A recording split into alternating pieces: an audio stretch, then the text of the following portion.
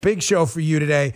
And ladies and gentlemen, Geraldo's back. The schism I've been talking about on the left is getting worse and worse and worse. I told you, this show's been ahead of it. The crazies are getting crazier, and a lot of the fake moderates are like, hey, man, we could lose forever if this doesn't work out. So this is really, we've been on top of this from day one. Hey, you having trouble sleeping or staying asleep? Listen, I've been there. It's not just about feeling tired the next day. It's a toll poor sleep, and it devastates your health and your life. But guess what? There's hope on the horizon. Beam's Dream Powder. They sent me some to try. It's been a game changer for me. See, when we're sleeping well, we can be sharper, more focused, and ready to tackle whatever life throws our way. Other sleep aids can cause next day grogginess. Dream contains a powerful all-natural blend of reishi, magnesium, L-theanine, apigenin, and melatonin. Help you fall asleep, stay asleep, and wake up refreshed. Beam's Black Friday sale is now here. It's their biggest sale ever and the lowest they've ever sold Dream for, so get up to 50% off.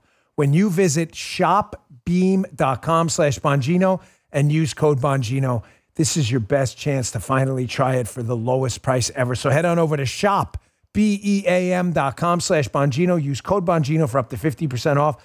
That's shopbeam.com/Bongino. Use code Bongino for up to 50% off. All right, fellas, let's go. So it is Monday, a brief weekend update because there was not a lot of super exciting activity this weekend.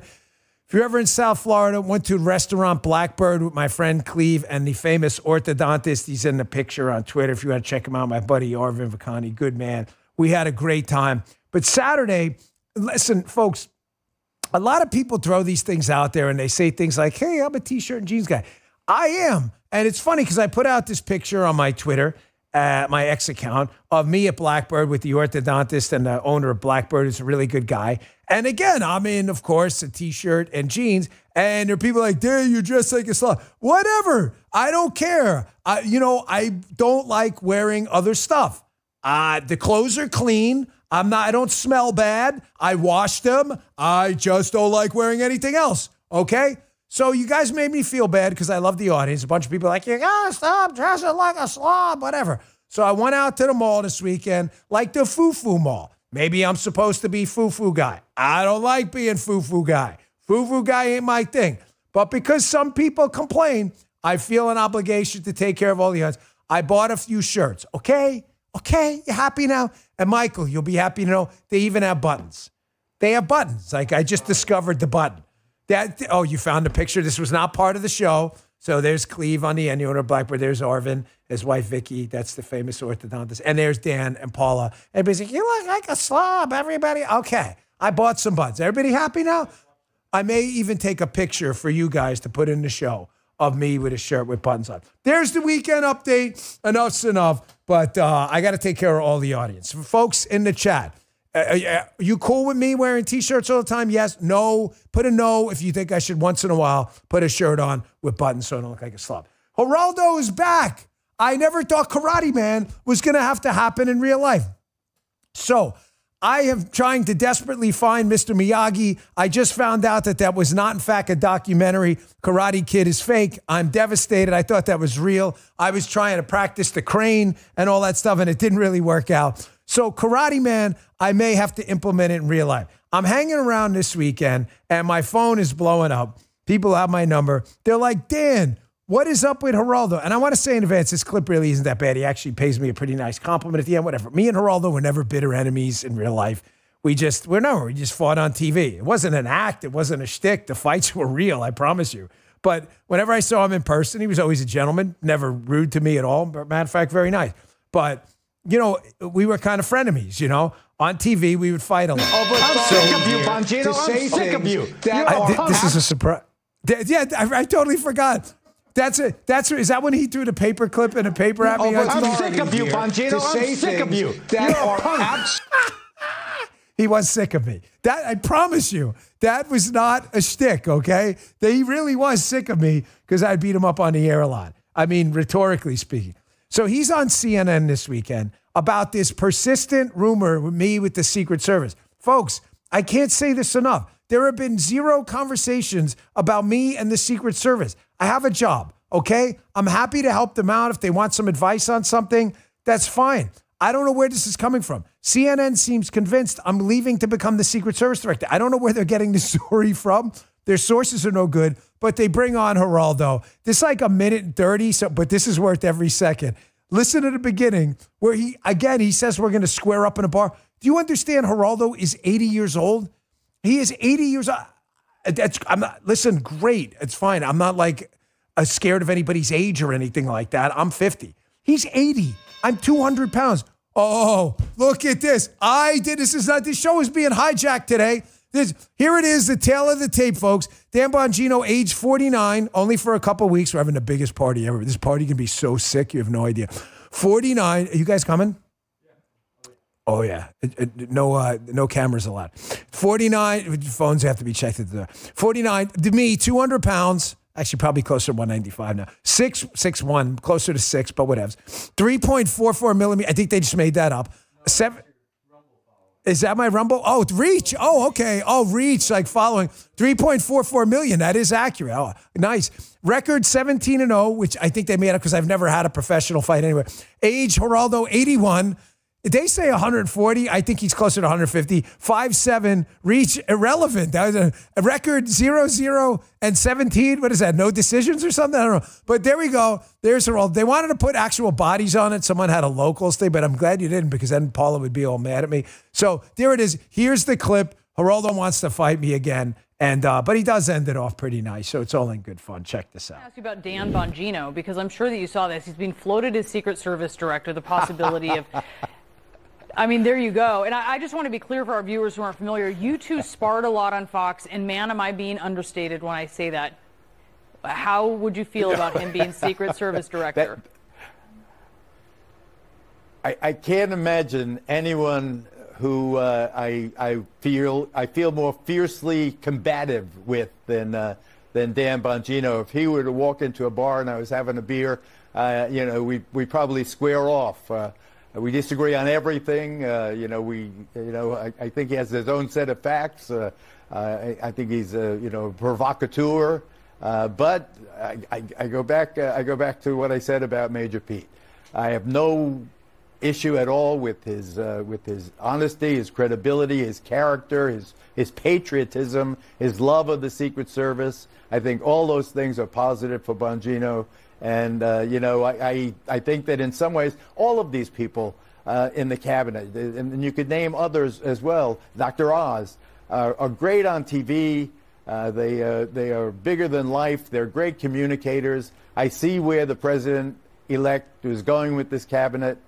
Can they do the job, the day-to-day, the administrative stuff, running these businesses? And they are giant businesses, even though they're government agencies. I guess we'll see. Some will, some won't. But with Bongino, I would, let me put it this way. If I was a target and Bongino was on the job, I feel that Bongino would keep me safe. He would do the job, Brianna. That is very... I'm sick of you, Bongino. I'm sick of you. I know you're sick of me, Geraldo. I know. A very nice compliment at the end. It's all in good fun, folks. Or, like I said, we were never... But I don't know where this rumor's coming from. There is no such thing out there, okay? I'm sorry. I don't know where everybody's getting this story. I think there's a natural connection because I work there. However, again, I don't know why everybody wants to fight me all the time. It's this fascination with me and fighting. And we are not squaring. Can you imagine, folks? I want to leave this here. I know I'm beating this. I just can't take pun intended. Listen, I'm 50 and I feel every second of it. The dude is 31 years older than me. Can you imagine squaring up with a guy you outweigh by probably 40 plus pounds in a bar? Oh my gosh, this is just insane. Hilarious how many people sent that to me this week. All right, getting back to the serious stuff. Folks, listen, with regards to appointments, drop my name out of this stuff. We got to talk about the serious stuff, like Kash Patel over at FBI. There are deep state people freaking out right now because they're realizing with Ratcliffe in there and potentially Kash Patel at the FBI, that all of the stuff you heard about, but we could not confirm because of shitty IG investigations and Bob Mueller not doing his homework about the spying on Donald Trump. I mean, Scamapedia, Wikipedia, if you put Spygate in Wikipedia, hilariously, this is why I tell people, you mention Wikipedia, I hang up on you immediately because you're not a serious person. Wikipedia still calls it a conspiracy theory. The name of the spy was Azra Turk. You can look it up, folks. This is how dumb. By the way, that was just one spy. There were others too. You know who I'm talking about. They're all over my books. We know the names of the spies. They were spying on the Trump orbit. That's a fact. Cash is going to go in there, and Cash knows where the bodies are buried, and he's got shovels, man. He's ready to rock and roll. That's why they're so terrified. Cash was on Maria Bartiromo's show this weekend. We need this guy at FBI. We don't get him at FBI. They're going to get another person just pouring dirt on it. We're never going to find this stuff out. Watch this. You'll see why they're afraid. Yeah, I mean, unfortunately, the public has also lost trust in a number of these agencies. Cash, how do you believe Americans will regain trust in our most important law enforcement agencies? One thing.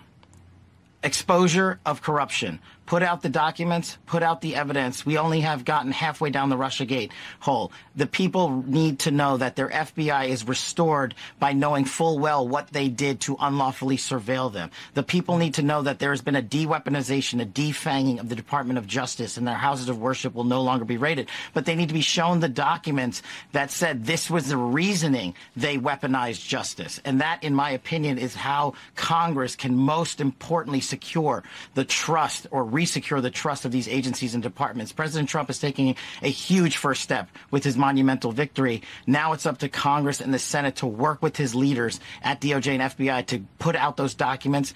And I think DOJ goes a long way in that. But we're going to need cabinet secretaries who say, we don't fear the corruption that preceded us. It will make us powerful if we expose it to the American public. All right. Folks, nobody else is talking like this who is up for FBI director. This is a critical spot. Wray is out. He's done. Christopher Wray is going to get fired or resign. There is no way he stays on. You have got to put the squeeze. I can't emphasize this enough. You have got to put the squeeze to deep state people. People are policy, man. If you have people at the top who don't directly say at the FBI, I want to see the files on Spygate, on what we did with Donald Trump. I want everybody involved in my office. You are never going to get to the proverbial bottom of it. Oh, I hate that expression. You are not. No, everyone else is just going to pretend it didn't happen. Here, can I give you a quick example of what I mean? In case you think like this is all BS and I'm making this up. Things happen at agencies if the director and the top doesn't pay attention all the time, and they'll keep going forever. Spying, unconstitutional activities. When I was a young agent with the Secret Service, we used to have this thing called protest zones. You go to a site. It's a good, quick story, but it matters. You would go do a site for the president. They'd say, where's the protest zone where people can protest? Folks, if some of you in the chat see where I'm going with this, what I'm talking about is completely unconstitutional. Dan, you guys did unconstitutional stuff. No one said anything. They did it for probably 30 years. And then what happened? Eventually, some really smart citizen was like, wait, so I'm a protester at a site where the president's at, and anyone can walk down that side of the street, anyone. It's not a secure area, but I have to stay in the protest zone? I'm being treated differently because of my speech. It was the easiest slam dunk First Amendment case ever. The Secret Service instantly puts out a memo. There will be no more protest zones, has supervisors ensure that the First Amendment's respected. And when you ask people why they did it, the answer you got was because that was the way we always did it. People are policy. If you don't get a guy in there who's a constitutionalist, who's the director who goes, hey, wait, we're not allowed to do that. People act like the government is full of these, super geniuses, not you, but liberals and stuff, and they're going to figure this stuff out. You need a guy to go in there with a hammer and start breaking stuff, and Cash is the guy. And we've got to push all these people through while this chaos is still going on the left. They are busy eating themselves alive. My cannibalism theory is real. For those of you who don't know it, the right started ignoring cancel culture on the left a long time ago. Matter of fact, not only did we ignore them, we created an entirely parallel economy. X, Rumble, Elon, Truth Social, parallel economy. We've got Mammoth Nation. You've got Public SQ. We've created an entirely different parallel economy. We ignore these idiots. Smart companies are ignoring the left. DEI is dying. The left is never going to give up the power to cancel. So now that they lost the election in humiliating fashion and everybody's blaming the cancel culture woke morons, right? The woke morons don't know what to do. They can't go out and tell other donors, hey, we've been wrong the whole time. So the schism developing is shockingly, they're getting crazier. The lefty nutbags are getting actually crazier. There's no reckoning happening at all. Cannibalism, they're starting to eat themselves alive, which is a good thing. This is the time, full speed ahead, gas pedal down, to push Kash Patel, Pete Hegseth, Tulsi Gabbard, and RFK through. This is it. Here's what I mean.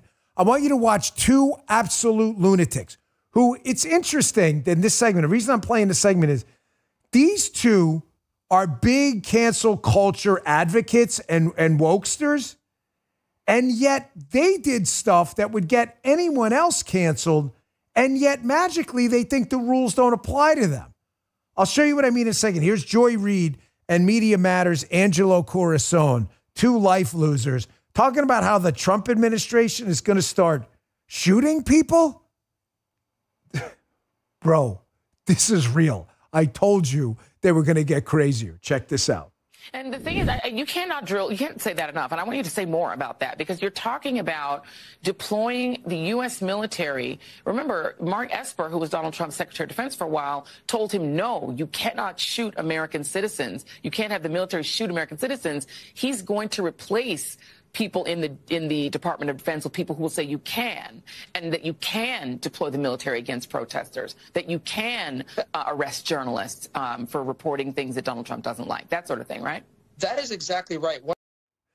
I just got a DM from our good friend Leo Terrell. Listen to this, guys.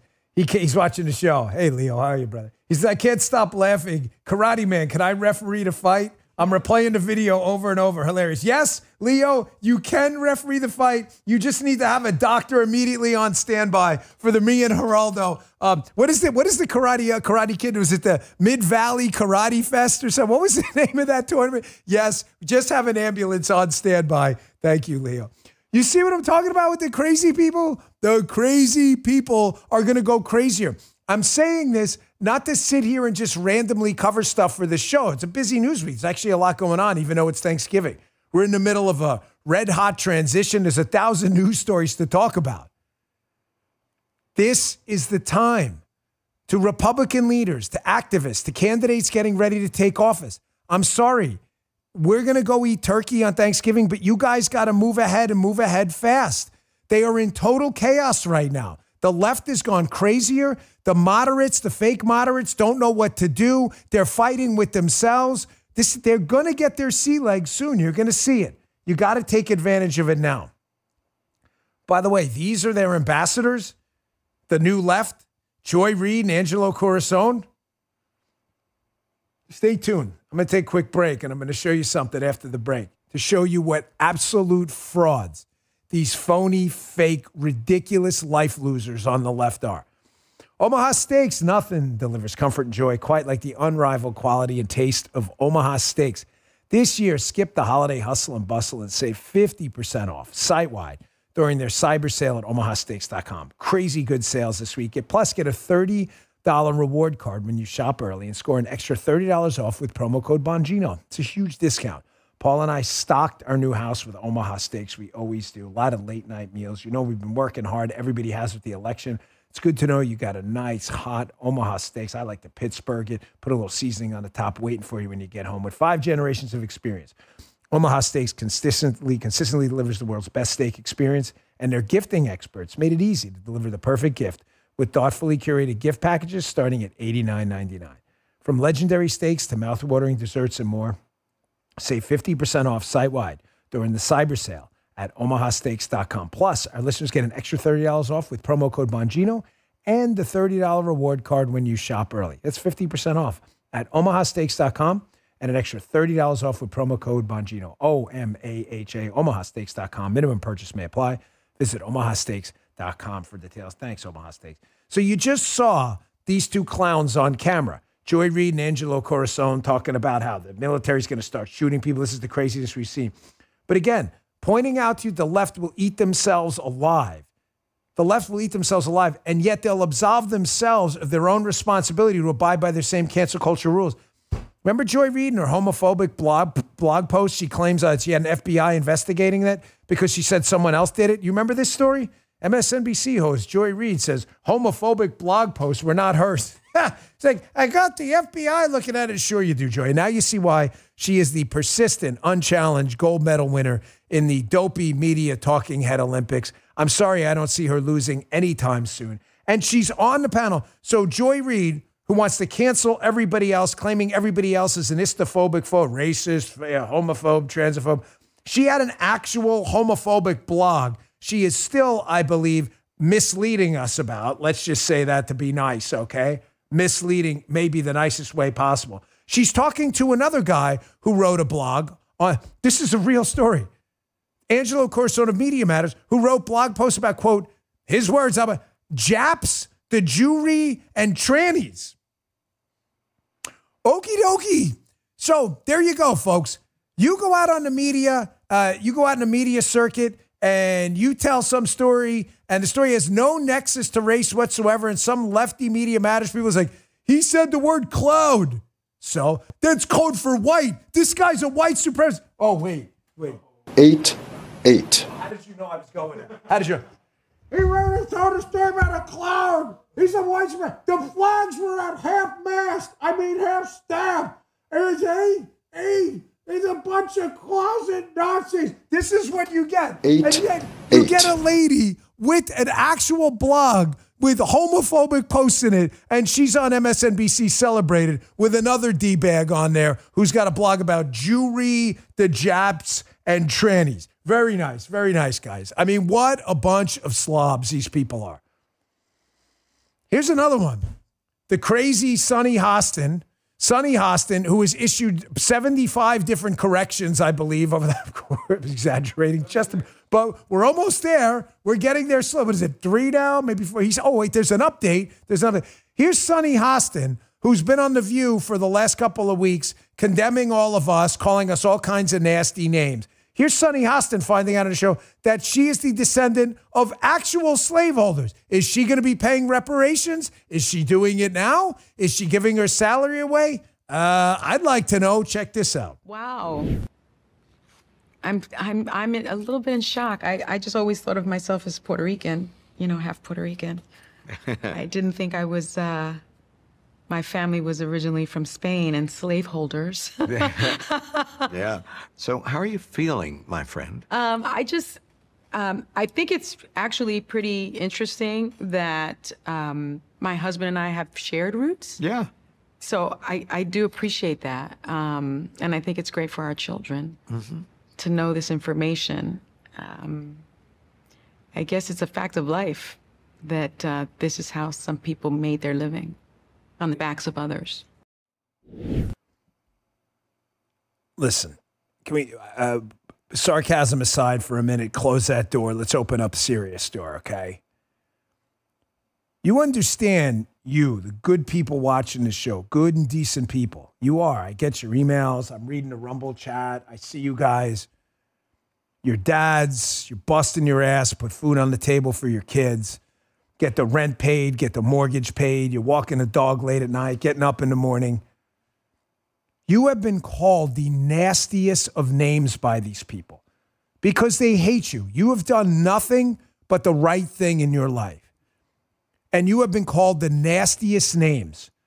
Racist, transphobe, homophobe. You don't hate anybody. You may dislike people who've done you wrong, but you don't hate anyone for characteristics unrelated to personal interaction at all. And the people telling you this are the descendants of slaveholders, are a woman who wrote a homophobic blog or had one and claims the FBI is investigating it being hacked, and another guy who condemns conservatives for every single thing they write and fabricates charges of all kinds of nonsense, who wrote a blog about Jews, the Jewry, Japs, and trannies. This is who they are. So to the people out there, thank you, on the fence, thinking, you know what, man, where do I go, left or right? At least the right is honest with you. We don't judge anybody by any unrelated characteristics other than how you treat us personally. That's it. Or do you want these other phonies calling everyone else names who are really the bigots themselves? Here's another one who absolutely hates herself. This is, again, the schism is real. We have to move ahead right now. We are running out of time. We have to plow ahead. We've got about 100 days to make the Trump agenda real. There's no time for bull. This is it. Straight ahead. No time for vacations or nothing. We got to plow ahead. You guys enjoy yourself this week, but the folks in church, right ahead. No breaks. Here's Jennifer Rubin, this absolute crazy person at the Washington Post. This is one of the funniest clips you'll see all week. This happened this weekend too. She is obviously an anti-Trump crazy person. She pretended, I think, at one time to be a Republican voice at the Washington Post. There's no one broken more in America by Trump other than her. Here she is hilariously claiming how Trump's cabinet picks are too white and his advisors as she puts up a picture on the screen of a bunch of people that aren't white. And she doesn't even catch the irony until like she looks, oh yeah, well, let's talk about the other ones, not those. This is how crazy they are. Check this out. When you put up all those faces, it was 1,000 shades of white. Have you noticed that? Remember, I actually thought as I was reading them, we should certainly circle a few of them so that we can say this is the one I'm talking about now. Yes, exactly. So here we have a little bit more diversity in the slide that you're showing. But the first one, which was the major characters, yes, it's 1,000 shades of white. There's a Hispanic woman, a black man, an Asian man, and as a matter of fact, the race of some others, I don't even know in that panel. That's how, quote, diverse it is. I don't even know. I don't even want to venture a guess. They're all white, except half the people in there aren't white at all. This is who these lunatics are. To anyone out there still on the fence about left or right, Trump or do I go Democrat in the next election, the midterms, as far as I'm concerned, it's right around the corner. Please watch this segment. Send it to your friends. At least we're honest with you. We're not BSing people, okay? These people are full of it, man. They always have been. Is that her in the background? I didn't even catch that. Is that like, look at that. Is that like a caricature of her in the background, or is that an actual photo? My eyes say, I don't know, not that good. This woman is losing her mind, man. We broke these people so bad with the election. Folks, there's no way to easily unwind what's going on here. The identity politics embedded in the far left, that's gone crazier since the Trump election, right? Definitely crazier. The identity politics, I need you to understand this, there's no way to easily unwind this. What they're afraid of is, and I'm going to take a break, but I want you to remember this during the break. Keep this in your head. I'm going to show you a couple of clips on the other side, and you'll see what I mean. The reason they're all scared to say the obvious, we got to get away from this woke stuff, it's killing us, is because there is money in it. There are massive donors out there on the left, billionaires with big money, married to division, because once they divorce us from objective truth, God, faith, family, male versus female, objective truth, things that are actually true, they will fill in the blank with falsehoods like government's your God. Government takes the place of objective truth. There's a reason they're doing this. That's why they can't unwind this.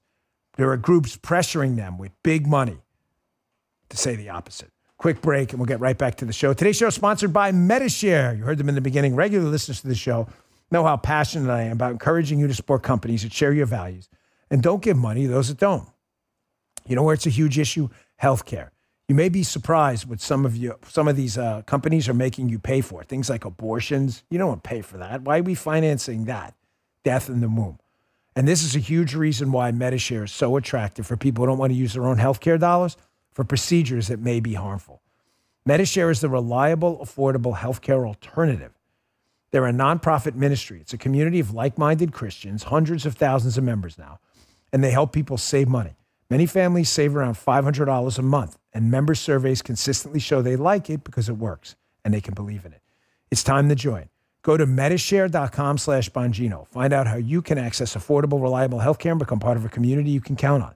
That's medishare.com/Bongino, MEDISHARE, medishare.com/Bongino. Check them out. Our last sponsor today, Jace. It's been a tough year for a lot of us, impacted by hurricanes, emergencies, floods.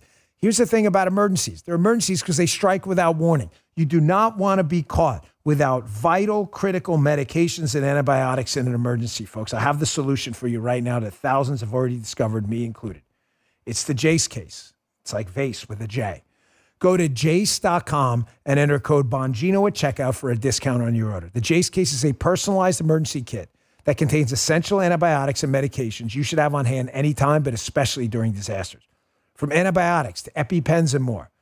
Jace will provide a kit of essentials you need. All it takes to get a Jace case is to visit jace.com, fill out a simple online form, review the terms, and as soon as Jace Medical has a physician evaluate your request, the Jace case could be on its way to you.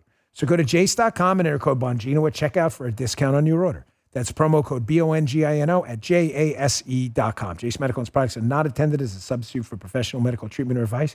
Consult with your healthcare provider. Thank you, Jace. Here's what I mean. I told you to keep in mind, this is all about money. There are big, huge communist, socialist interest groups and billionaire donors interested in division. And the best way to foster division is to get people to believe what's true isn't true. There aren't two sexes. There's no God. Your values come from government. That's why they're married to identity politics. I want you to watch these couple segments from the Bill Maher show this weekend.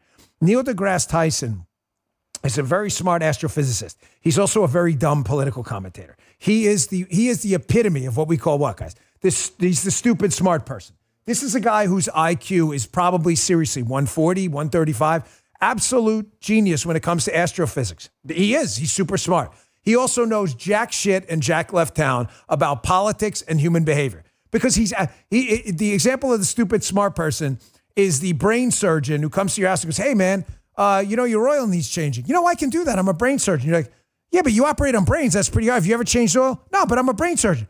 Yeah, but you don't know anything about changing oil. That's Neil deGrasse Tyson. He can tell you anything about black holes. Super smart. Doesn't know anything about human impulses and human behavior. Here he is arguing with Bill Maher about men and women's sports, and he cannot state the obvious, that this was a stupid political move, that men are obviously more powerful than women in sports when it comes to muscle development, things like that. He just can't admit it, but he's an astrophysicist.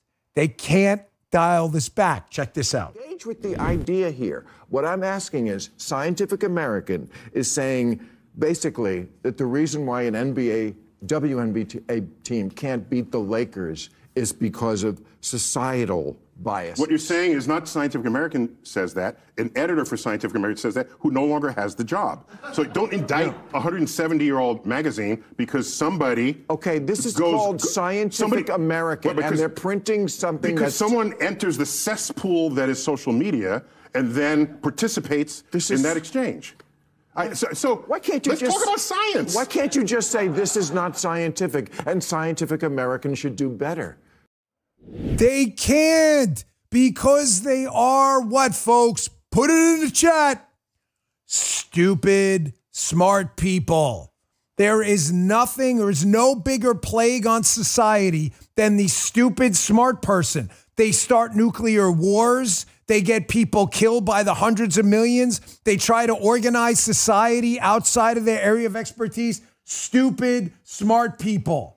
Yes, who just said it? Marin Will. Stupid, smart. Yes, stupid, smart people. They screw up everything.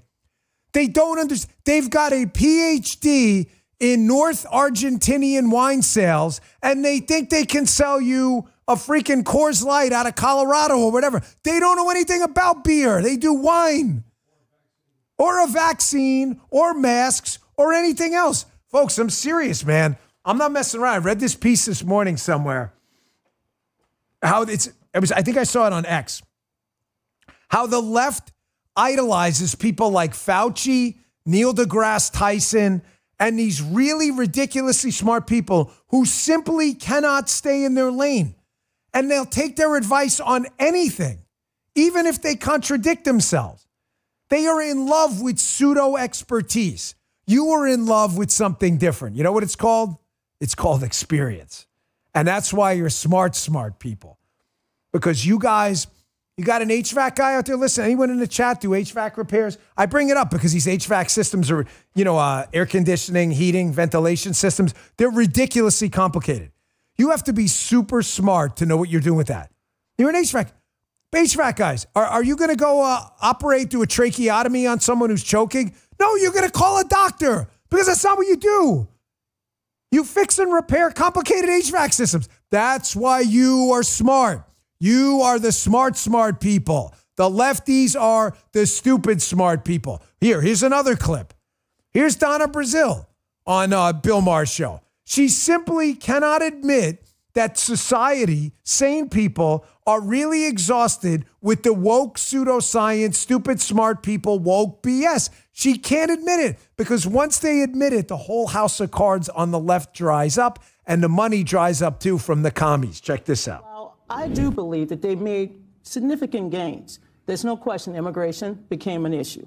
But I'm not going to get into this, oh, the people are too damn woke. That wasn't an issue. What happened? Yeah, it was.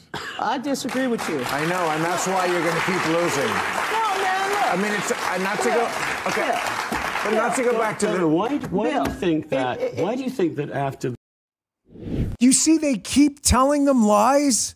Donna Brazile is absolutely committed to this lie that woke men can be women, women can be men. I should use she, zhao, jose pronouns. I should call myself them, even though it's plural and I'm a singular. It doesn't matter. They will keep barreling ahead because there's money in hoisting bullshit on their backs. They will not give this up. Here's the good news. The bad news is the left is going to get crazier. The good news is, folks, we plow ahead. I'm telling you, we can make this party irrelevant if they stick to this stuff.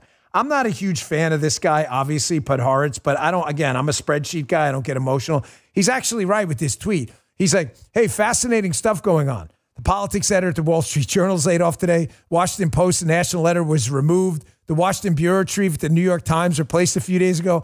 MSNBC's getting ready to sell. Tectonic plates are shifting. He's right.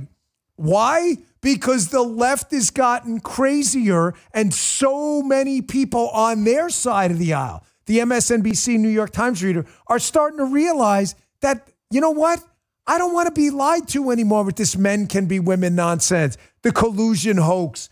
I don't want to be lied to about the Hunter Biden laptop anymore. It's happening. He is correct. Tectonic plates are shifting. There is a portion of the Democrat Party. It's small. It's small. But that's starting to wake up. And they are going to get their sea legs under them, folks. It's like getting hit with that devastating two, that right cross. All of a sudden, you're wobbly. You ever take a liver shot? It takes a couple minutes, man, to get your, but you go sit down. I promise you're going to get back in the fight. Well, maybe not after a good liver shot. But this is the time. This is what the media is in absolute chaos. They keep lying to people. And now all of a sudden they're afraid of lawsuits. Here, unbelievably. This is, I can't believe we're playing this again. And again, this is shockingly, you know where I'm going with this, folks, in the chat? Anybody know? I love the interaction in the chat. Does anybody know where I'm going with this? It happened again. You know what? Let's see if anyone gets it. Sea legs, no, she's a loser. I'm reading the chat. Winning, yeah. Anyone? Where are we going with this? Painters, my liver, enough is enough. Come on, someone get it. Sonny, yes. Who said it? Red state deplorable. You nailed it. Yes, a third correction on The View this past week from Sonny Hostin. How many times are you going to lie to people and make stuff up and have to issue corrections or mislead people on the air that you got to do this? How embarrassing. Check this out.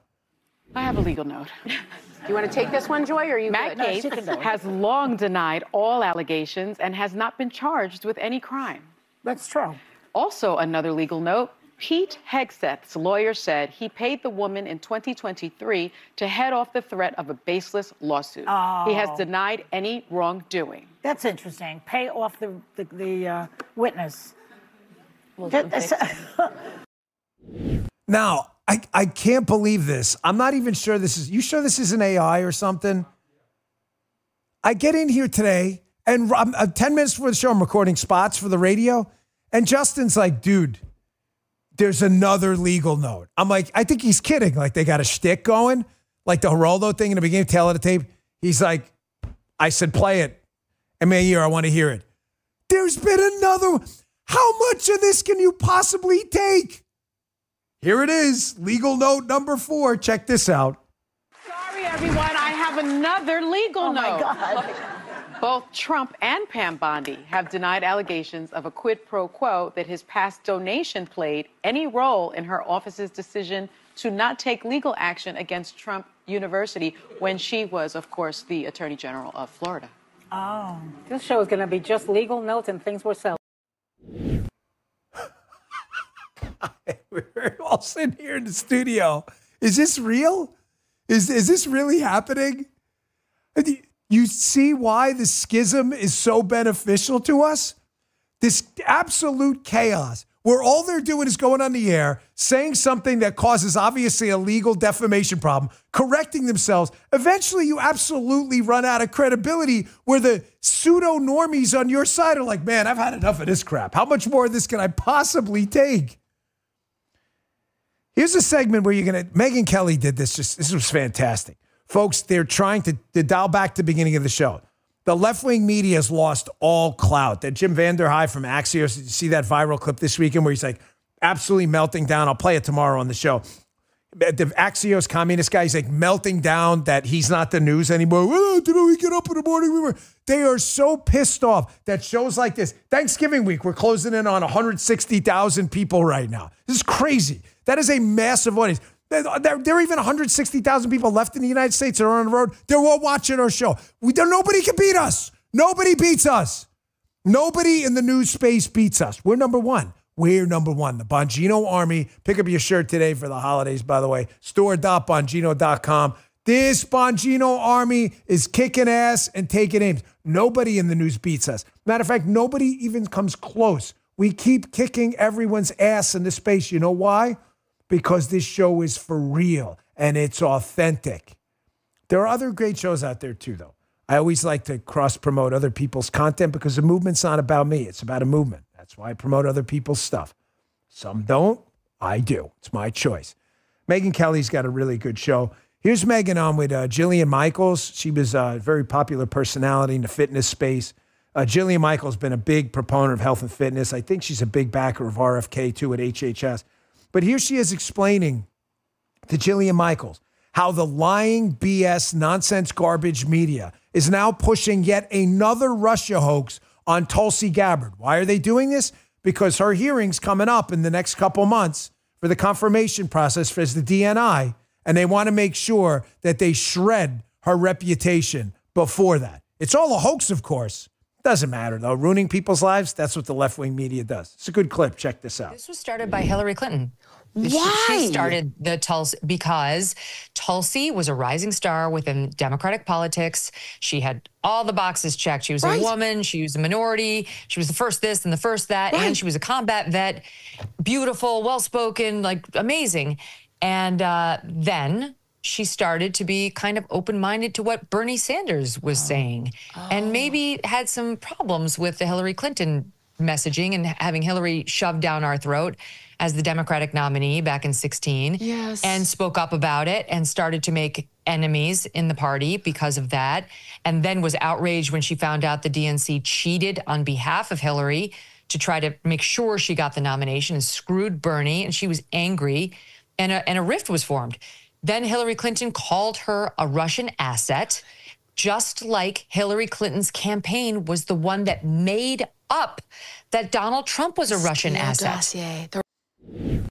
It is Thanksgiving week. What does that have to do with that clip? Folks, I want you all to really enjoy yourselves this week. I want you to look around and really give thanks for where we are. I was out this weekend, like I said, I was at Blackbird down in the Jupiter area, down in one of my favorite restaurants. And I was at the mall, and I'm sitting at the mall, and I'm buying sneakers. So if you were the guy who ran into me in the store I was buying the sneakers at. So I had a rough day yesterday. A lot of stuff happened. I'm just getting sick of, like, political people and stuff. So that's why I'm so glad, like, I can be out here with you guys and the Army and just do what we do best. I hate political people. I can't stand it. They're all a bunch of bottom feeder losers, right? So I had a bit of a rough day yesterday trying to, like, get some people on the straight and narrow who just are totally screwing stuff up. So I'm sitting in this store, true story, and, you know, I'm getting ready to try these sneakers on. So I'm sitting down on, like, you know, a little bench type thing. And Paula saw I was having a rough day. I had a little bit of a fight with my daughter, and it was really personally like, who cares? I mean, I tell you all stupid stuff for, but, you know, I have rough days like anyone else. So I'm sitting down just like this, and Paula comes up, and I lean my head up against her hip, and she's like kind of just like rubbing my head in this store. She's like, you know, it's cool, man. Like, we'll get through it today. Like, don't even worry about it. It's kind of like one of those tender moments you have with your spouse, your wife, or your boyfriend, your girlfriend. You know what I'm talking about. Might tell you, yes, no, turn in my man card or whatever. Someone actually gave me a man card to turn in. There it is right there. At a book signing. So this guy comes by, and in that little moment, he's like, oh, my gosh, it is Dan Bongino. And I said, yeah, man, it's me. And we chatted for a few minutes, and it was just really nice to feel like I was part of something special, man. I want you guys to feel good, and then went into this Thanksgiving week. You know, it made me feel really good, and I needed it. Everybody out there who comes up to me and sees me in the sneaker place or elsewhere, everyone says the same thing. I feel like a weight has been lifted off my shoulder, like I've been let out of prison with the election. I feel like there's big things coming. And I want to tell you, instead of talking in, you know, otherworldly superlatives and other nonsense, I want to ground it for you. Folks, the Doge, what Elon Musk and Vivek Ramaswamy, this project they're going to take on, the Department of Government Efficiency, is a huge deal. Now, you can argue all you want if you're a big government lefty commie. Well, the Doge isn't really a government bureau. They don't have any real power. You don't understand political power. If you think the guy, Elon Musk, with the biggest news platform in the world, who is going to start opening the books on government inefficiency and exposing it, you don't think that's power? Brother, then get the hell out of the political business. You are too stupid to provide analysis. Go sit down in the corner with your dopey dunce cap on. If we can cut waste out of the government, folks, even a little bit of it, if we can blow up the potential for AI, why not letting it blow us up? With the just unbelievable advances in medical technology right around the corner, if we can get the government out of the freaking way, I keep saying it, with material sciences and quantum computing, we are on the verge of something spectacular. I mean it. The economy is getting ready to explode. So I'm going to do one of these quick economic segments. First, folks, I just want to debunk this nonsense because we finally got the data from 2022. The tax data always comes in behind, always. Damn, we're approaching 2025. We just got the data for 2022, okay? This is the last full data set we have. The rich are still paying the most of the taxes. The average income tax rate in 2022 was 14.5%. Those evil 1%ers paid a 23% average rate, 6 times higher. They add in the data that the top 1% only earned 22% of the income and paid 40% of the taxes on income. Now, that's the bad news first. The bad news is that they're lying about what the rich do. The top 1% pay 40 cents of every income tax dollar, so they're bullshitting you. But here's the good news. Red states right now are exploding. That is why conservatives, Republicans, libertarians, and MAGA supporters are exiting blue states, piling into red states, making it demographically impossible for the Democrats to gain a long-term foothold in our politics because the House of Representatives and Electoral College relies on population. Here's Stephen Moore, job market update. Idaho, red Idaho, is soaring with job creation, leading the recovery post-pandemic. Look at all the states that are exploding right now. Utah, Texas, Florida, exploding with growth. In contrast to D.C., Illinois, New York, California. Folks, look at this chart right here. Look at all the states at the top. They're red states. The population transfer is going to decimate the Democrats' chances of any long-term political movement. They have buried themselves in socialist, communist economic policies, and there is no demographic trend working for them. Look at the bottom. Look at the bottom. Illinois, Maryland, Hawaii, District of Columbia. Yeah, I mean, these are all states that are strict. Connecticut, Rhode Island. There's a couple of red states in there, but very few. You see exactly what's happening. Now I want you to watch this clip from the All In podcast. This is a tech investor, very smart guy, Chamath Palihapitiya. He was never a big Trump guy or Republican, but he's kind of come over a little bit to our side in the politics. That's why I like to hear what the other side is saying. Very smart guy, though. Here he is right here talking about if we could just get Trump to clean up the tax code with a flatter tax where we're not paying 1,000 different accountants, $22 billion a year to clean up our taxes because no one can figure out what they owe or who they owe what to. If we could just clean that up and get a flat tax, the economy would explode. We got an opportunity to do really big stuff. the Doge cuts government spending and we clean up this tax code, folks, you are going to be rich, man. We are going to be living in a brave new world. And I ain't talking about Aldous Huxley. Check this out. So could you imagine if these guys basically use Doge as a mechanism to shrink the tax code, create a flat tax potentially? I know that that has to be passed by Congress. I understand that. But the idea of just cutting this all the way down and then finding through that process what you actually need, I think can find America 100, 200 basis points of GDP growth. It could be an economic renaissance. Folks, he's not kidding. We are on the verge of something incredibly special. I am not pumping sunshine up your caboose on Thanksgiving week. I'm telling you, we have an opportunity in the next 2 years before the midterms to completely change the direction of the country. I know I was young when it happened, and I don't want to get out of my lane, but I do remember the 80s, okay? I was born in 1974. By the end of Ronald Reagan's second term, you know, I was 10 years old, obviously in 1984, 14 years old in 88. I remember there was nothing like it. Anyone in the chat remember? I know we have a pretty, relatively young audience, but do you remember what those years were like? It was almost like zero unemployment. Like everybody had not only a job, but a good job. People felt good. The Soviet Union fell. Everybody was buying stuff. I mean, everybody was just doing great. We have the opportunity right now to do that again. And if we could just do a couple of simple things and get the Democrats out of our way, you will see we will be there again. Here's what I mean.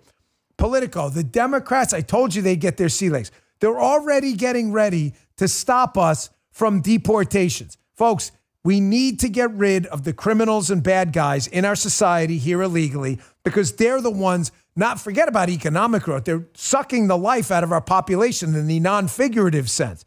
You have people here who are murderers, sex offenders. We know the numbers. They've got to go. Democrats are already trying to block it. They don't even care that the public polling, as you can see from this article in The Hill, 54% of Americans back mass deportation of immigrants. Notice how they leave the illegal portion out. Immigrants, like they're coming after you if you're here legally. They are not doing that.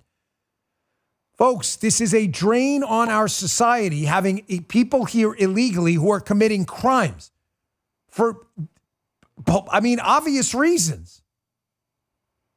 If we can just get the Democrats out of our way for the next 2 years and operate while they're still a little confused, we have the chance for something really special to happen. I want to play this clip for you, too. I hate clips of myself. I don't, because it's kind of stupid. Like, hey, here's me. But these things randomly pop up online. And I saw this one a little bit viral this weekend. I actually love it. Look at the views on it. On Twitter. And people are like, wow, Dan, when did you do that? I think they thought it was yesterday or something. This happened, 4 or 5 years ago. I went and did a hearing up on Capitol Hill where I was a guest of the Republicans. And it was about the defund the police BS that was destroying public safety in America. And I had forgotten this had happened.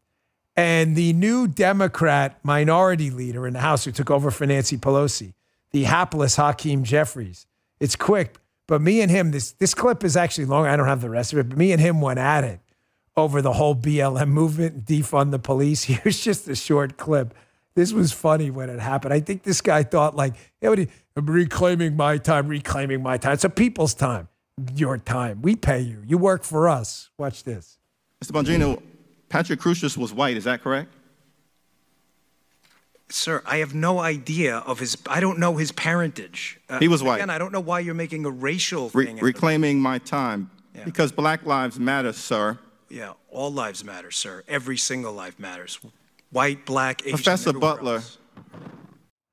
I forgot that happened, but Justin tied it up nicely. I do own shirts with buttons on them, and I actually have a tie. I did not know that was going to happen. Here is Brett Baer on Fox last night covering his bombshell announcement. Donald Trump threatening to tariff Mexico if they don't clean up the situation. Check this out. The Trump transition is going on. In the meantime, the president-elect is weighing in on what's going to happen on January 20th. Just moments ago on a Truth Social, the president-elect wrote this. As everyone is aware, thousands of people are pouring through Mexico and Canada, bringing crime and drugs at levels never seen before. Right now, a caravan is coming from Mexico, composed of thousands of people. It seems to be unstoppable in its quest to come through our currently open border. On January 20th, as one of my many first executive orders, I will sign all necessary documents to charge Mexico and Canada a 25% tariff on all products coming into the United States and its ridiculous open borders. This tariff will remain in effect until such time as drugs, in particular fentanyl, and all the illegal aliens stop this invasion of our country. Both Mexico and Canada have the absolute right and power to easily solve this long simmering problem. We hereby demand that they use this power. Until such time they do, it is time for them to pay a very big price. He went on to add that he is also adding 10% to all products from China if they don't stop sending fentanyl and products, drug products through Mexico. That is in addition to the tariffs already on China. How many times I got to tell you cutesy time is over? Cutesy time is over. Just listen to Jake. He's told you. Tell him one more time, Jake. Cutesy time is over. Thank you, Jake. I love the little laugh at the end, too. They didn't listen to us. They didn't listen to us. Do you think this guy's dicking around, Trump? You think he's kidding? Now, I want you to notice, if you see the True Social, which Brett Baer read, if you put it up on the screen, he's very clear here that they have an opportunity. So for all the people out there, again, as a pure economic issue, I can't say that I'm not a huge fan of tariffs because a tariff is a tax. However, if you're going to use it as a weapon and cut other taxes to de-escalate and say, I will do this if, as he says right there, then yeah, I can be convinced, especially if it's going to be used to shut down this disaster, the drug and illegal immigrant trade across the border. They're done dicking around, folks. They are done screwing around. And I'm all in on ending cutesy time right now. And that's why the great media meltdown of 2024, which will flow into 2025, continues. This has to be one of the greatest clips you will ever see. Do you guys know Axios, A-X-I-O-S? It was started, I believe, by a couple Politico people, I think, who left. I'm not really sure. I got to look that up. But either way, it's like a commie website, like Politico Playbook. And what they do is they send out a morning email that I always read because I like to, read what commies are up to so they don't do commie stuff and take away my freedom and liberty and things like that. So Axios has a pretty good morning email if you want to get into commies' mind. Here is the CEO of Axios in the great media meltdown continuing. Jim Vanderhei losing his marbles that we're the media now. And I want you to keep in mind, I've discussed this before. The concept of an extinction burst. If you ever take psychology classes, you ever put $1 in a Coke machine, you want to get the can of Coke and it doesn't come out, it's probably like $20 now with inflation, right?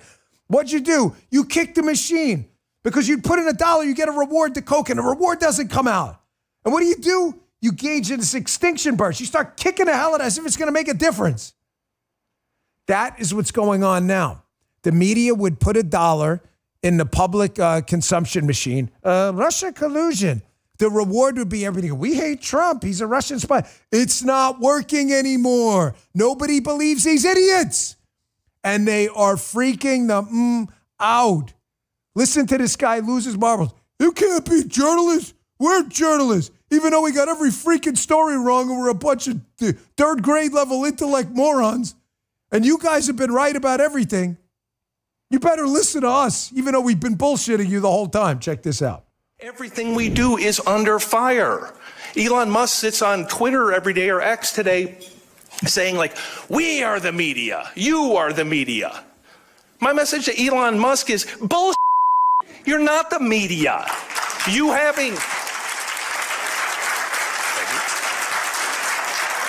having a blue check mark a Twitter handle and 300 words of cleverness doesn't make you a reporter. You don't do that by popping off on Twitter. You don't do that by having an opinion. You do it by doing the hard work. Yeah, maybe you should try the hard work. Maybe you should try that once in a while. And so just to be clear, someone called you, Jim Vanda, hey, hi, ho, Jim Vanda, hi, right? By the way, Jim, you can kiss my ass. I just here it is, my ass. We have some lips here, right in them. Right here. You like that? You want a little side angle? Here, right here. Right on, no, right there. I've been working hard on the stems lately. Try it right there. Right, play them. You can kiss my ass, bro. So it's hard work for you guys when someone came to you and said, hey, there's a dossier out there that Donald Trump got peed on by prostitutes in a bed in Russia, and there's a tape. It's hard work for you to go, has anybody seen the tape? No. Has anybody know anyone who's seen the tape? No. Does anybody have the tape? No. Well, where'd this information come from? A group paid for by Hillary Clinton. Isn't that Donald Trump's political opponent? Known for dirty tricks, the Clintons? Yes. Sounds like a good story to me. You guys, the verdict is in. Jim Vanda, you guys nailed it. That is hard work. Why? Imagine the nuts on these people after screwing up every single story known to humankind to start lecturing us about the hard work of media. Do I have the thing? Oh, please tell me I have this. Oh my gosh, I do. This is so great. Here.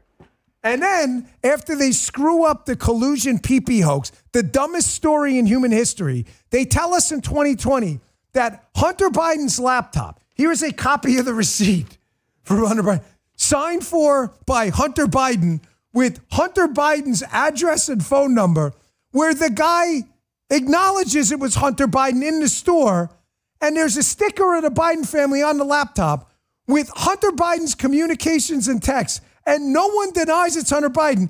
Jim Vanda and his lefty comrades in the media, what do they come to the conclusion? That's definitely Vladimir Putin.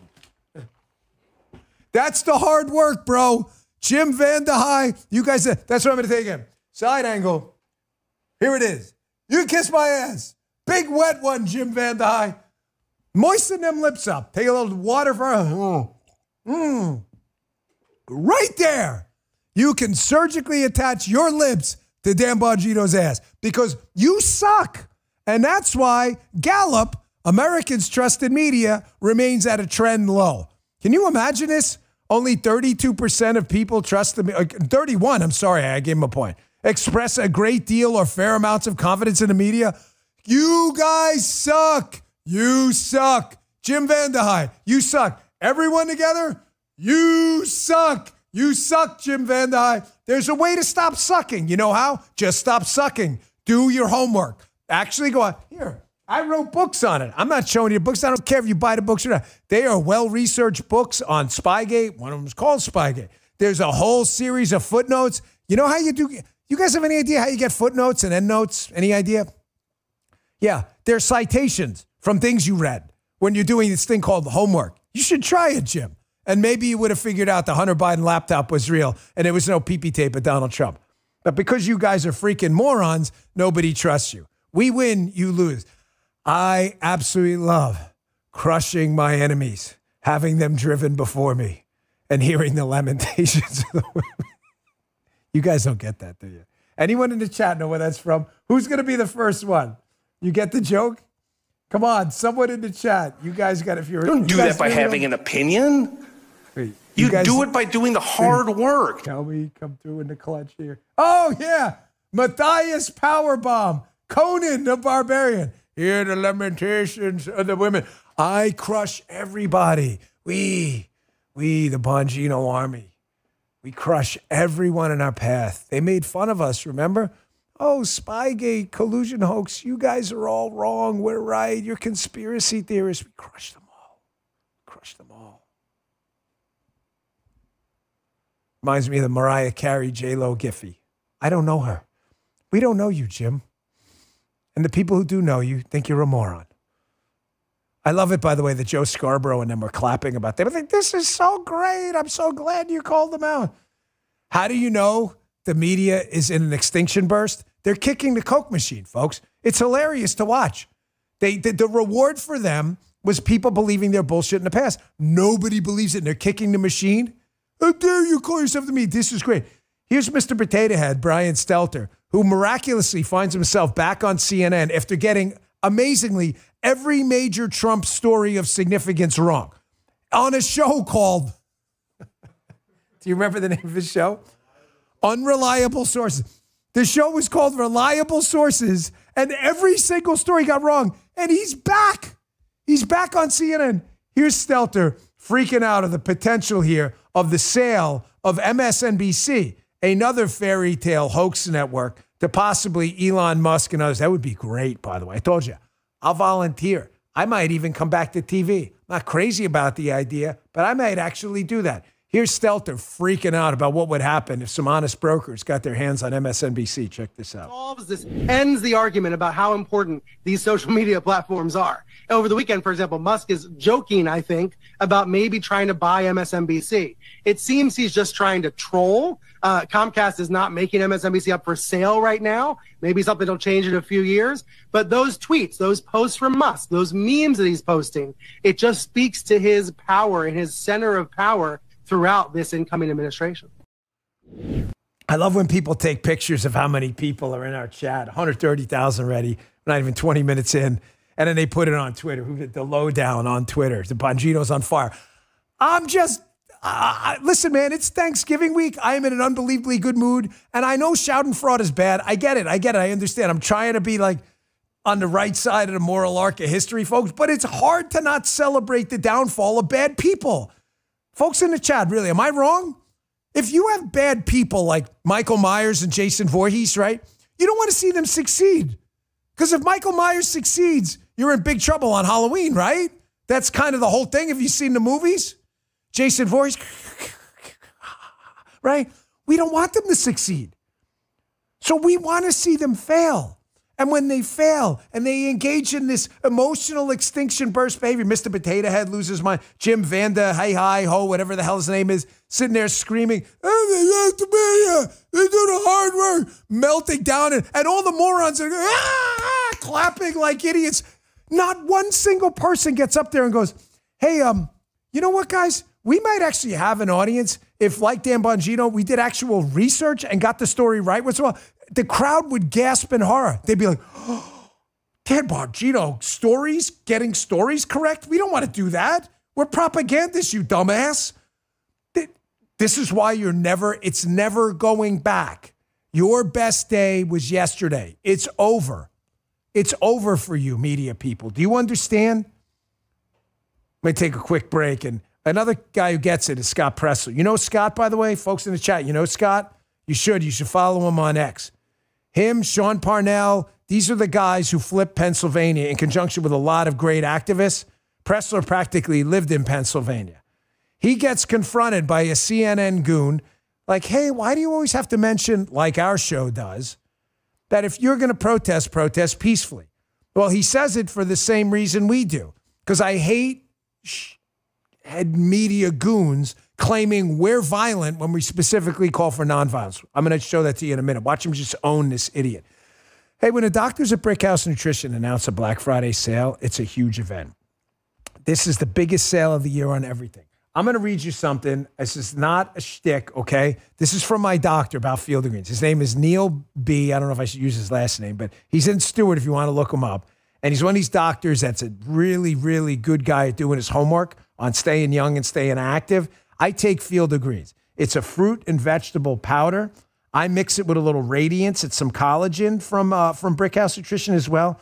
It is my kind of anti-aging potion. I love it, okay? I put it in a little green tea. I just had my blood work done. It's a real text. Look, it's right here. I'm not messing with it. I didn't type that to myself. You know, I wouldn't mess with you like that. He's talking about my cholesterol, my HDL being so good. He says, the best I've ever seen.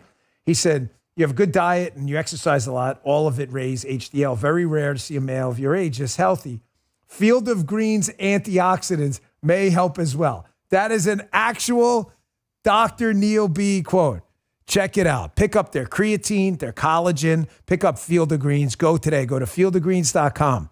Use code SALE, S-A-L-E. That's promo code SALE at fieldofgreens.com. Hey, man, they make you the better health promise. Go get your blood work done before and after. Check it out. Last time, don't forget, pick it up today. Fieldofgreens.com. Use promo code SALE for a huge savings, the biggest sale of the year on everything. Fieldofgreens.com. All right, back to the show. Scott Pressler gets it. Folks, if you're going to go out there and be an activist, you're going to be a candidate for office, sooner or later you're going to be confronted by media goons like Jim Vander Hey Hi Ho or Mr. Potato Head, okay? You're going to be confronted by commies every single time. They deserve no respect, none at all. These are bad people. They are awful people. They are terrible people who are propagandists and love lying to people. That's why people hate them and nobody trusts them, and 7 out of 10 people think they're morons. Listen to this CNN person. Ask Scott a question. Why do you always have to put peacefully in there? This is the best answer. He just totally crushes this moron. Check this out. I noticed that when you urge people to action, Yes. you often include the word Peacefully. Is that to avoid another Jan 6 type incident? With all due respect, it's to avoid people like you guys saying that I'm anything but. My motto is to just be super cute, have my data and facts, treat everyone with love and respect, and as you can see, an army of people will follow. It's stupid. CNN report. What do I say now? With all due respect, man, it's because morons like you keep claiming we're the violent ones, but all we keep talking about is the constitutional rights and people and people's free right to protest, but to do it peacefully. We're the ones calling for nonviolence. You're the idiots burning down cities with your Antifa and BLM goons. It ain't us. That's you. That's the perfect answer. Folks, they're freaking out. Nothing's working anymore. That's why I tell you, gas pedal down, bro. Gas pedal down. Red line that RPM meter. Straight ahead. Push Tulsi through. Push RFK through. This transition team's been doing a great job. And definitely get Hegseth through. Get them through and let your Republican senators know we're watching, folks. We are watching. You want donations? You want volunteers? You want us to vote for you? You want a primary? We are watching. These are qualified candidates. Trump earned the right to pick his transition team. These people aren't criminals. These people aren't serial murderers. Trump sees something in them and he has a vision of where he wants to bring government. The American people voted for it. He won the popular vote. Every swing state, it's time to get these people through. Now, the good news for all the senators on the fence, I don't know if I'm going to vote for these nominees or not. Okay, well, we voted for you. It's a representative democracy to represent what we want. And this is what we want. We approve of the Trump transition. How do I know that? Because even CNN was forced to recognize the fact that the transition team from Biden to Trump that's happening right now is going just swimmingly. Even CNN had to acknowledge it. Fake news network. Check this out. Take a look here. President Trump's transition net approval. You go back to November of 2016. Look at this. It was just at plus 1 point. Just at plus 1 point. That is well below the historical norm. Look at where we are today. Significantly higher. Plus 18 points. That's 17 points higher on the presidential transition net approval rating. The bottom line is this. If 8 years ago Americans were lukewarm on Donald Trump, at this particular point, they're giving him much more the benefit of the doubt. A lot more Americans are in love with this transition. This much more meets the historical norms where normally presidents get that boost coming out of their victory. And what we're seeing here is Donald Trump's presidential transition is getting a thumbs up, and dare I say, 2 thumbs up from the American people. Thank you, by the way, everyone posting to Twitter. I just checked again. I really appreciate it. This army's growing by the day. Thanksgiving week, 140,000. We're not even halfway through the show yet. Listen, we've been ahead of this from the start. If the transition was so unpopular, then why isn't the transition so unpopular? The Moneyball rule, right? If he's a good hitter, why doesn't he hit good? The transition is popular because everything the media is telling you about the nominees is bull. Everything. And nobody believes you idiots. That's why Jim Vander Hey Hi Ho, whatever. That's why he's flipping out. He's screaming into the abyss. Yeah, the show's on fire today because I'm sick of assholes in the media. They scream into the abyss every time. People used to listen. Nobody's listening, and now they're pissed off because no one's listening. I'm in a mood today, man. You know what got me in the mood, guys? The Geraldo thing we taped before. I did so right. Got me. It was like, when you were in the bullpen warming up and you come out throwing flame. That was like a 20-minute warm-up. We never do that. I usually come in and the show starts cold. Maybe we got to do that from now on. Film some segments for the weekend. He's always trying to convince me to do extra content. Folks, Glenn Greenwald is another Rumble creator. Glenn Greenwald, we don't share a lot of political positions, but one thing I have always absolutely respected about Glenn is he's an actual journalist. He follows the facts. He's been way ahead of a lot of stories when some liberal reporters have pushed him in a different direction. And he is an absolute diehard advocate for free speech and against censorship. Diehard. And we should welcome those people. We don't have to agree with people on everything. We don't. Taxes, social welfare policies, we don't. I mean, it's a constitutional republic. But there should be an overlapping of those circles. And in the middle should be a love for America and a love for constitutional rights. Glenn has that. Here is Glenn in one of the single best minutes you're going to hear diagnosing the problem they're going to have going forward. These MSNBC and fake news people as the extinction burst continues. Folks, they are really pissed. CNN, MSNBC, the New York Times, and the Washington Post, that all the fake narratives have gone into the abyss. Like, this is Sparta, kicking a guy down. That's where they're going. Nobody's listening anymore. And the thing is, it's never, ever going to get better. I'm telling you, smile on Thanksgiving week. The best day the liberal media had was yesterday. And the best day they had before that was the day before. It will never, ever get any better for them. It is over. We have won, and now it's time to make the win. Hit the gas pedal and win by 18 horse lengths, freaking Seabiscuit style. Watch Glenn Greenwald explain the death of the modern left-wing commie media. Check this out. Trump is back in power. And one of the things that has happened amazingly since Kamala's loss is that the MSNBC audience, which is already tiny, has basically completely disappeared.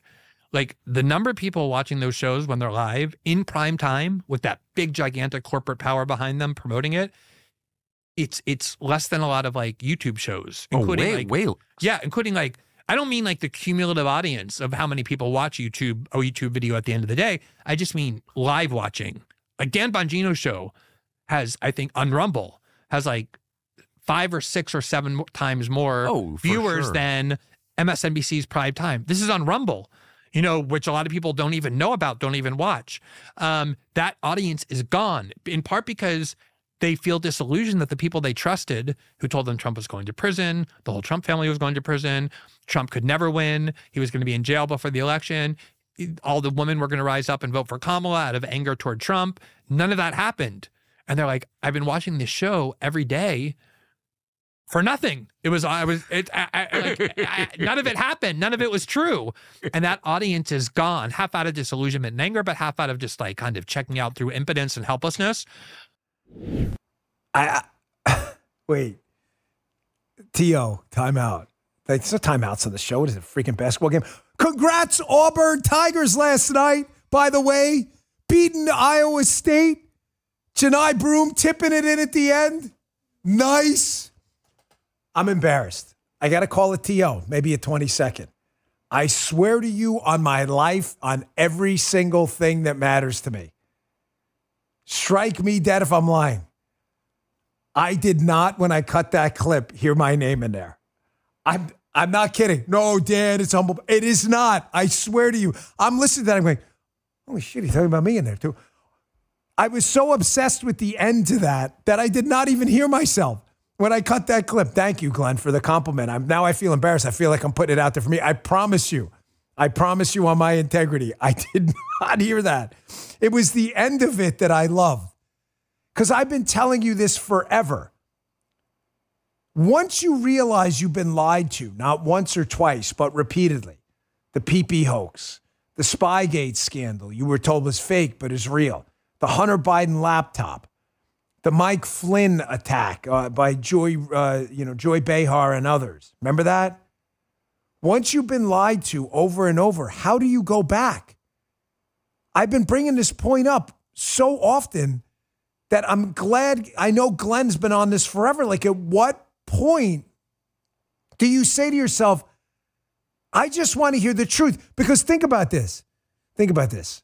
If this doesn't make sense, guys, tell me it doesn't make sense. You got to be the audience ombudsman. I get that the lies feel good. Donald Trump is a Putin asset if you're a crazy anti-Trumper, right? But there's a real material loss for you that you've been lied to. Hey, man, we got to lock this guy up. He's a fraudster. And then you weaponize government against him and he wins and you lose everything. At some point, you want to be told the truth, right? Does that make sense? Like, you want to be prepared to not lose even if the facts are uncomfortable. That reckoning is going to happen soon. Real soon. I got a clip of Tucker on the exact same thing. Different show, though. He's on with Clayton Morris about this exact thing. Once that wake-up call happens, folks, it's hard to turn back. Quick break here. Helix has a great offer for my listeners. You know, I just moved. One of the first things we did, we bought Helix mattresses for every room in the house. Why? Because they're really comfortable, and every time a guest comes over in the house we have now, they sleep on the Helix, the Midnight Lux, and they love it. Anytime a company can personalize a product to fit your specific needs, the company's putting you, the customer, first. In just a few minutes, the Helix team learns about your sleep patterns and recommends the right mattress for you so you can get the perfect match. From the position you sleep in to your body type or unique needs, Helix will recommend the right mattress for you. And just for my listeners, they're offering 25% off site-wide, plus 2 free Dream Pillows with any mattress purchase. And if you purchase a Luxe or Elite mattress, you get a free bedding bundle. That includes 2 Dream Pillows, a sheet set, and a mattress protector. Visit helixsleep.com/Dan to start your match today. That's HELIX. helixsleep.com/Dan. And our last sponsor today, before I show you the Tucker thing, Blackout Coffee. We haven't had Blackout in a couple days now. I've been drinking Blackout every day. I take a Blackout Coffee break during the radio show, too, if you see me disappear, if you watch the radio show on Rumble. Why? Because it tastes good. I don't want coffee that tastes like brown water. I want coffee that's bold, that tastes like freaking coffee. But I want it bitter, because if it's bitter, I'm going to throw it out. Bitter sucks. Don't drink bitter coffee. Here's the problem. Why is coffee bitter? Because a lot of these companies, they use crap beans. There's like levels of beans, you know. There's premium and then crap. You don't want crap, so buy premium, don't buy crap. If it is, I'm the beanologist. Don't buy crap beans. They're bad. That's why I love Blackout Coffee. They use premium beans. Skip those long lines at the store and order online. The folks at Blackout Coffee ship within 48 hours. Ship. That was a P. The folks at Blackout Coffee ship within 48 hours of roasting. Listen, it's really good stuff, folks. I love it. It's the official coffee of the Bongino Army. Go pick it up today. blackoutcoffee.com/Bongino. Stop drinking woke crap coffee with crap beans. Premium beans. Delicious coffee. The cinnamon French toast is some of the best damn coffee you're ever going to taste. blackoutcoffee.com/Bongino or use coupon code Bongino for 20% off your first order. Please support Blackout Coffee. They've been great to the show. The owner of the company loves America, he loves his show, he loves the audience. blackoutcoffee.com/Bongino, 20% off your first order. You're going to love it. Check it out. Okay, back to the show. This is the best news ever on Thanksgiving week. The media extinction burst. Folks, the fourth estate, the media, has destroyed us for years. They got minorities to believe that the Republican Party doesn't love them when we practically beg them. Please give us a shot. We're here for you. It's the other party destroying you. They've run cities into the ground. They've run areas into the ground you and others live in. Please give us a shot. No one believes them anymore. And once the media narratives collapse, they can never go back. Here's Tucker Carlson. He's on Clayton Morris's podcast talking about exactly the point Greenwald brought up, that their days are over. The hegemonic, monopolistic rule of the American psyche and zeitgeist of the day is over. Finita la musica, man. The song is over. Check this out. If there's a lesson of what happened to television and newspapers, print, and legacy media, they died because they were corrupt. I mean, the business model changed, et cetera, et cetera. There are ways they won't evolve. Like the people who work at NBC News will not have careers in journalism 10 years from now. And the reason they won't is not because of technology. It's because they have no credibility because they're corrupt. They're liars. So that's really the lesson. Corruption kills you, especially in a business predicated on trust, which is the media. I get it. I get it was comfortable to believe this stuff because everybody wants the bête noire, you know? Everybody wants that beast that caused all their problems. Oh, it wasn't me. It wasn't me or my failures. It was the patriarchy. It was White privilege. Everybody who falls victim to their own shortcomings, everyone, good people, bad people, indifferent people, right? They want something or someone to blame. It's hard to look in the mirror and say, I didn't get it done because I didn't get it done. That's hard, folks. That's why liberalism is such an easy cop-out. The problem liberals are having now, the police did it to you, the white man did it to you, the patriarchy did it to you. The problem they're having now is this woke bullshit is now costing them. It has a real material impact. They're losing their power. They're losing their jobs. You see this story about the DNC today in Fox? These staffers are all crying because they didn't get severance pay. What the hell did you think was going to happen? They're like, we want $25,000 checks. You lost. You got severed by the voters. They told you to beat it. This is having a real material cost. And now liberals are starting to wake up and go, believing that bullshit and voting on it was a real mistake. We got robbed. We got mugged. Look at this Daily Wire story. We always bring receipts. Post-election fallout for George Soros-backed prosecutors. George Gascon from Los Angeles lost by over 600,000 votes to Nathan Hochman. Gascon was a Soros guy. So you see what I'm getting at? Because you believed Geraldo and others and left-wing media goofballs like Rachel Maddow and Al Sharpton that the police were hunting black men in the streets. A total bullshit narrative completely made up by the left. You voted for George Soros-backed liberal prosecutors. What did they do? They let bad guys out of jail that preyed on you, killed people, raped people, murdered people. And now you're like, you know what? There was a real material cost for me believing that BS. That's why you're seeing the shift. Oh, look, MSNBC. Yeah, now they're worried about the future. Maybe you shouldn't have lied to people and your staffers wouldn't be worried about their freaking jobs.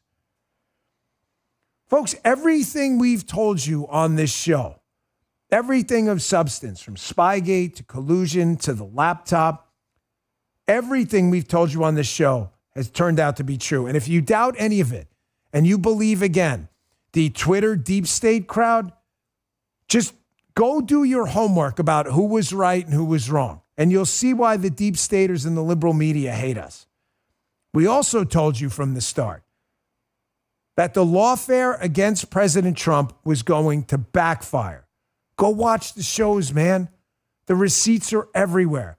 Go back and watch past shows. Watch the couple days after he was mugshotted and dragged through court. We said this is going to blow up. If the New York Times crowd just would have listened to us, you may have fared better in the election. Here's the New York Times just the other day. Now finally acknowledge that the more uncomfortable truth is that, quote, our search for political salvation through the law has backfired. No, I told you it was going to backfire. You remember the shows? Folks in the chat, do you remember you P1s out there, loyal Dan Bongino Army members? Love you guys. Do you remember me saying exactly these words? That there are a lot of people out there who, quote, have been aggrieved by government and feel like they've been screwed over. Their businesses were attacked by regulators and county commissioners.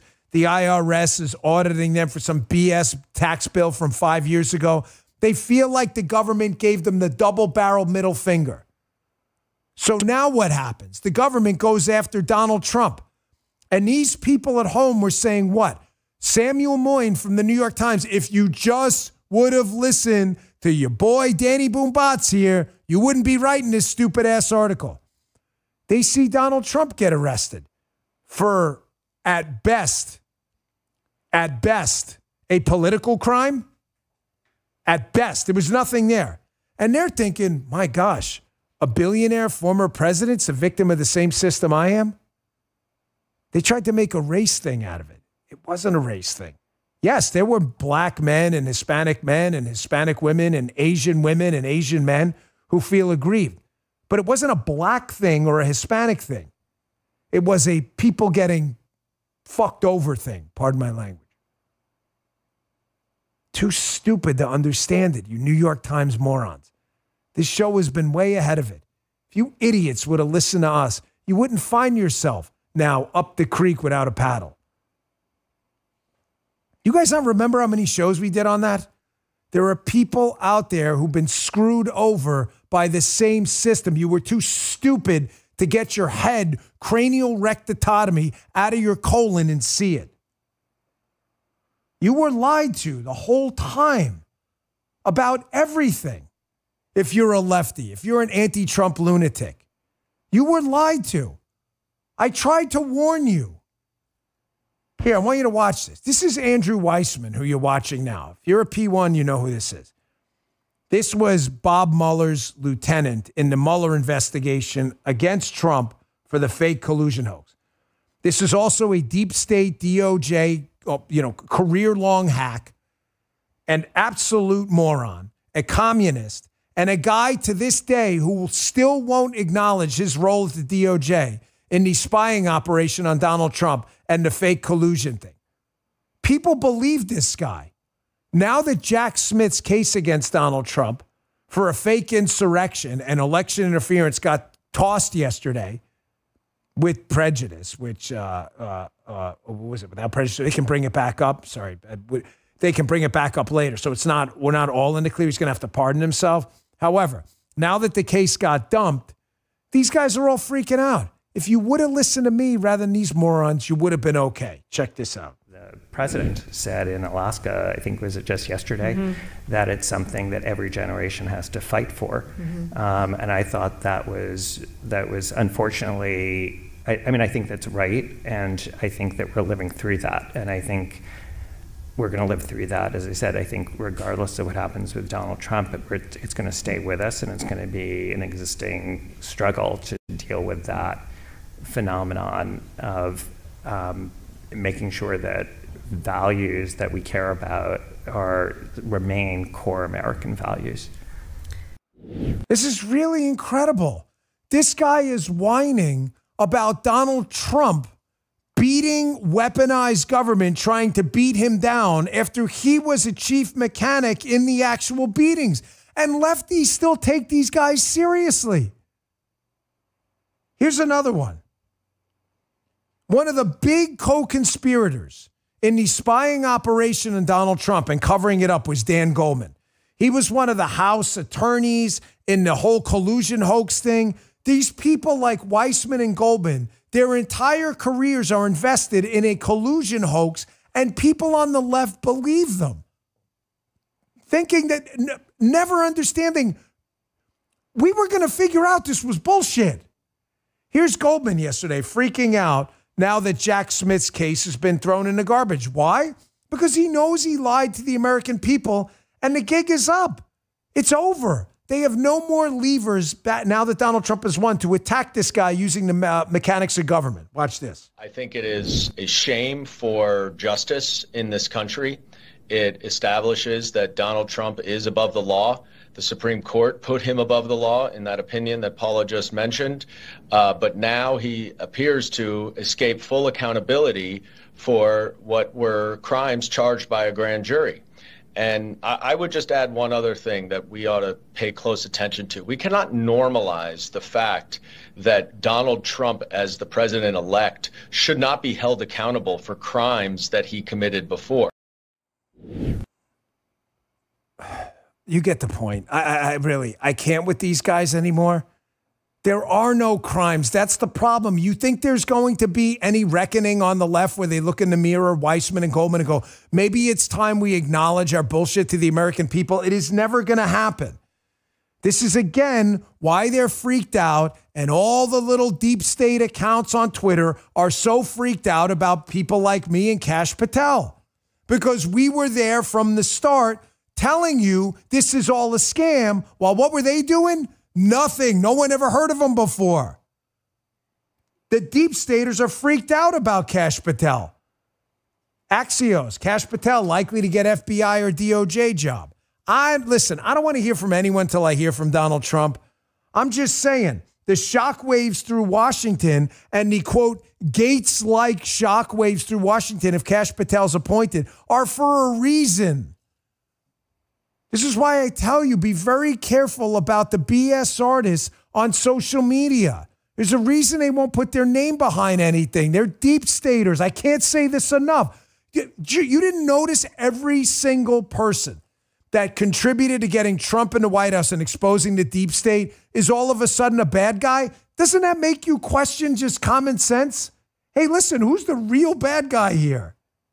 They don't want cash. There's a whole operation to get this guy basically submarined, man, because he's going to sit there and uncover where all the bodies are. And that's what led to this. The schism on the left is real.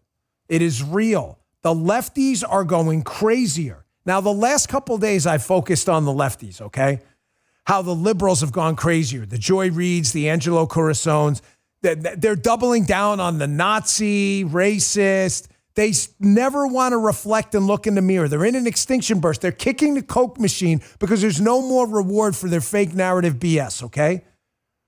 But there is a wing of the party that is trying to drag the hack commie Democrats kicking and screaming to sanity.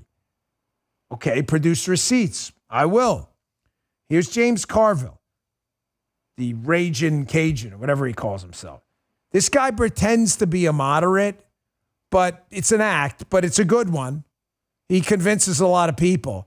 Here he is trying to tell the Democrats how stupid they are about banking their entire political operation on identity politics and wokeness, and they're just doubling down. The schism is real. That's why we got to take advantage of this right now. Watch this. The discussion now, I saw Bill Maher, I saw Jon Stewart, I saw different people in. Did it hurt us? Of course it hurt us. And so Jon Stewart says, well, it couldn't have hurt because no Democrat ran on it. Of course they didn't run on it, because it was, even to the most clueless progressive that you could imagine by that time, they knew it was a disaster. So in order to escape any responsibility of what happened, they said, well, that stuff was never used in 2024. Well, you're fucking wrong. It was used. See, in politics, in comedy, if you tell a bad joke, who gives a shit? You just tell a bad joke and you throw the bad joke away. In politics, if you have a bad policy, particularly one as bad and stupid as this was, you may throw it away, but the other side gets to play. Understand that. This is a two-sided thing. And look at the number of ads they ran against Senate candidates, right? Listen, I know this guy is a lefty, okay? But what he says at the end is really important. This is not like some thing I think he says a bad joke you put forth at a set you're doing in a comedy club where you just move on. Politics isn't like that. Once you go on the record in the modern era of social media and democratized information, where video clips live forever, and you go out there and sit down and do an interview like Kamala Harris did, saying how much you support taxpayer-funded castration and sex change operations for prisoners, there's no going back. You can't say you didn't say it. My team here is too young to remember this, but how many in the chat remember this? I'm 50. Any of you in your 40s or 50s, do you remember back in college, pre-internet? Are we aging ourselves? But there was a college pre-internet like it is now. What did you have to do to go find a video clip? You're like, I don't know, I couldn't find it. Exactly. You'd have to go to microfilm or something. You'd have to get some tape from someone somewhere, hoping somebody had it. Now, you know what you do? You go to a search engine, you put in Dan Bongino versus Geraldo, and 1,000 clips come up. These are not the days of Tom Brokaw and Walter Cronkite anymore, where you can say something and it disappears into the abyss. Carville's making a point that once you went all in for defund the police, you can say all you want later, I'm not for that anymore. The videos are going to be used against you. The dumbass Democrats don't understand this. You go crazy once, you're crazy forever. Because, and by the way, it's a lesson for Republicans too. You get squishy and start getting away from conservative ideals, that we're going to use it against you too in primaries. You can't escape this anymore, man. I got a little good news, bad news, crystal ball stuff for you here. I don't predict the future. I'm not freaking Karnak or the Stygian witches here, right? Although sometimes on the radio we do have the eye. Here's a little bit of good news, bad news. Trump's Treasury Secretary, Scott Bessent, nominee, we'll see if he gets through. He shouldn't have an issue. I got to trust he picked him for a reason. Scott Bessent is pushing this thing. Folks, if this happens, I'm going to tell you something. You better get ready, man, because you're going to be buying yourself a bigger house and a nicer car and putting your kids in great schools. The economy is going to explode if we can push this. Bessent's pushing what he calls the 3-3-3 economic agenda. This is according to Communist Axios. Cutting the budget deficit to 3% of GDP. We can do it. The Doge can do it. Achieving 3% annual growth, where basically you'd get, in a little over a decade, you'd have incomes double, real incomes, and increasing domestic oil production by 3 million barrels a day. Folks, if we can do those three things, I think we can do more. This is a fantastic idea. People think in threes. Remember Herman Cain's and God rest his soul, 999 plan? People think in threes.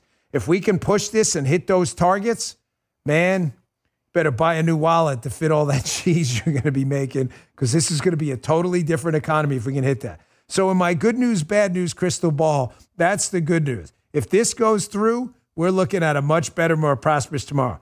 However, good news, bad news crystal ball. I read this story in Reclaim the Net yesterday. I got to tell you, pay attention to this, because this has been freaking me out for a really long time. You see these smart glasses that are out now? Remember Google had the Google Glass, and now Meta's got them too. This is going to be a thing. It's a thing now, but it's going to be a ubiquitous thing soon. People on the job are going to have these glasses, and they're going to look at a washer from a piece of equipment they're repairing, and it's going to tell you exactly where to get the washer, and it's going to say, do you want quickie delivery? Hit here. These glasses have tremendous opportunity attached to them for a number of great things. However, as a civil libertarian, ladies and gentlemen, the potential for your privacy to go out the window here is real. You got to read this article in the newsletter, bongino.com/newsletter. If you want to subscribe, it's free. We send you these articles right to your email box in the morning. They note with a few tweaks, Facebook, Meta, their smart glasses can expose names, addresses, and even family details with a single glance. Good news, bad news. The good news, tremendous opportunities for productivity. Doctor comes in the office with these glasses on. Boom, he's got your medical history right there, okay? Oh, look, you can see him online right there. Ray-Ban Meta Wayfarer. They even look like normal glasses.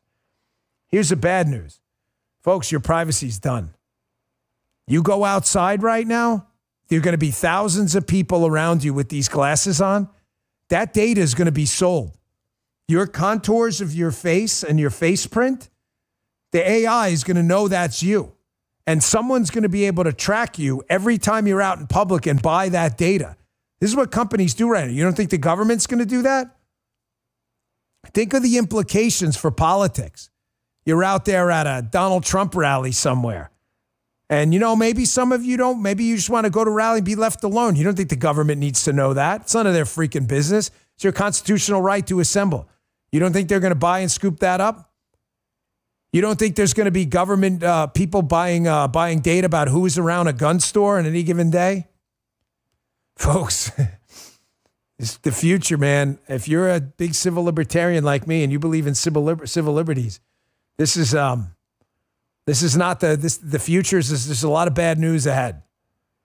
You got to be this is why we need people in there like the Trump administration and people who are going to commit to not aggregating and using this data, because the potential for abuse is explosive and through the roof. 153,000 today in this Thanksgiving week. That's a huge crowd. Folks, thank you so much. Thank you for making us yesterday the #1 news live stream in the United States, again, by a long shot. We deeply appreciate it. As I say to my enemies, you can keep trying, but we're just going to keep kicking your ass, and we're enjoying every second of it. I hope you're enjoying getting your ass kicked. Is it fun? Don't worry. We got more. If you're enjoying it, that's great because we got more for you coming ahead every single day. Can't beat us. Can't take this Bongino army down. Keep trying, though. I'm enjoying every second of this. Cutesy time is over.